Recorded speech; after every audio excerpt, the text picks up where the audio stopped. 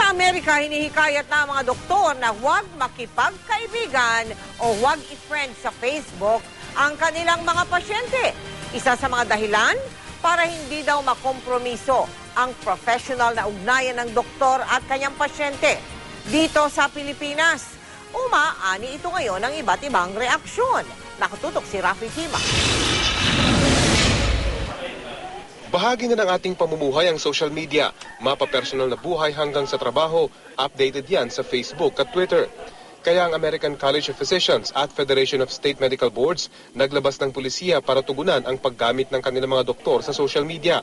Isa rito ang paghikayat sa kanilang mga membrong doktor na huwag makipagkaibigan sa kanilang mga dati at kasalukuyang pasyente sa Facebook.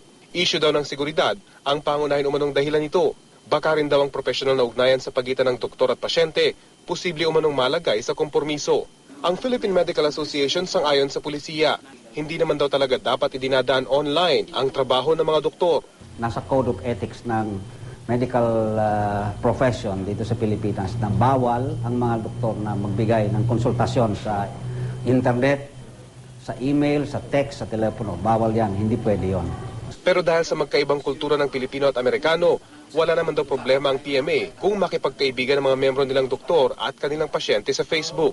Kung it's another relationship, personal relationship or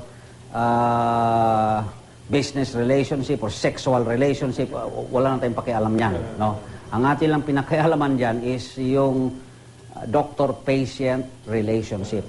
Si Dr. Rolando Balburias na mamahala ng Departamento ng Pinagtatrabuhang Ospital na gumagamit sa internet para makipag-ugnayan sa mga pasyente. Wala nga raw tatalo sa personal na diagnosis sa mga pasyente. Pero malaking tulong daw ang internet at social media para mapaganda ang relasyon ng doktor at pasyente. The power of social media, the power of the internet and everything. There are cases kung talagang napaka-useful na application ito sa medisina. No? Ang ilang taong nakausap ng GMA News, hati sa ginawang pulisiya ng American College of Physicians. Wala naman ng problema sa ganung kasi natural lang naman maging kaibigan sa Facebook. Yung communication na gagawin dapat, yung inline sa business, no? Inline sa kung anong mga ginagawa ng doktor sa trabaho. Pero sa ibang side, hindi pwede na magkakaroon sila ng communication dahil magkakaroon ng private na pag-uusap. Rafi Tima, Nakatutok, 24 Oras.